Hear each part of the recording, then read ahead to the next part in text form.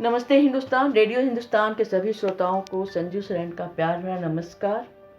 तो चलिए मेरे साथ मेरी कहानियों की अद्भुत दुनिया में मेरी कहानी श्रृंखला एहसासों के समंदर। आज मैं एहसासों के समंदर के एक और मोती से परिचय करवाती हूँ। मेरी कहानी का शीर्षक है सन्नाटे की गूंज, जिसकी पहली किस्त मैंने प्रकाशित कर दी थी। ये मेरी दूसरी किस्त है। नीलिमा काजल को पकड़कर गाड़ी के पिछली सीट पर लिटा देती है और आसपास नजरें घुमाकर देखती है, कोई उसे देख तो नहीं रहा।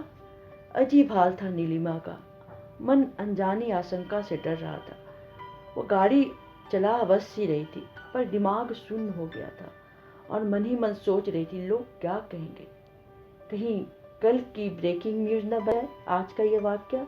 नामी गिरामी लेखिका सोनागाछी के कॉलगर्ल के साथ पकड़ी गई। उफ, ये क्या मैं सोच रही हूँ, नीलिमा मन ही मन सोचती है। आंधी और जोर पकड़ ली थी और तेज बारिश भी होने लगी। उफ, मेरी मति ही मारी गई थी, इसीलिए हावड़ा से निकली थी। शशि लोग कहते हैं, नसीब के लिखे को कोई मिटा नहीं सकता।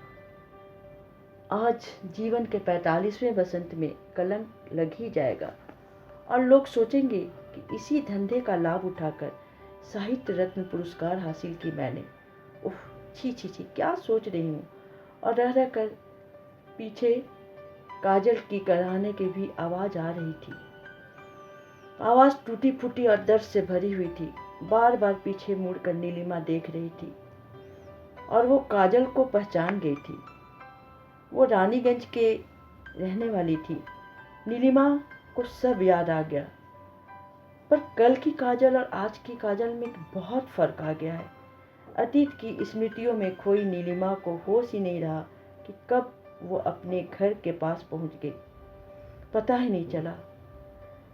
गाड़ी में बैठी नीलिमा अपने भाई को फोन लगाती है। वो नीचे आ जाने के लिए कहती है। रोहन नीलिमा का छोटा भाई था, वो तलाकशुदा था। दोनों भाई बहन काजल को उठाकर किसी तरह लिफ्ट तक ले जाते हैं। रोहन के आंखों में अनगिनत सवाल थे और वह लिफ्ट में नीलिमा को सवालिया नजरों से देख रहा था, क्योंकि काजल के फटे कपड़े काजल की हकीकत को बयान कर रहे थे। पर रोहन चुपचाप अपनी दीदी की मदद कर रहा था। दोनों घर के अंदर आते हैं और दरवाजे के ओट से सटी हुई श्यामा काकी खड़ी थी, जो नीलिमा को खा जाने वाली नजरों से देख रही थी। नीलिमा श्यामा काकी की नजरों का सामना नहीं कर पा रही थी। वो श्यामा काकी को कहती है, काकी मेरे अलमीरा से कपड़े निकाल कर लाएं और काजल के कपड़े बदल दीजिए। काजल?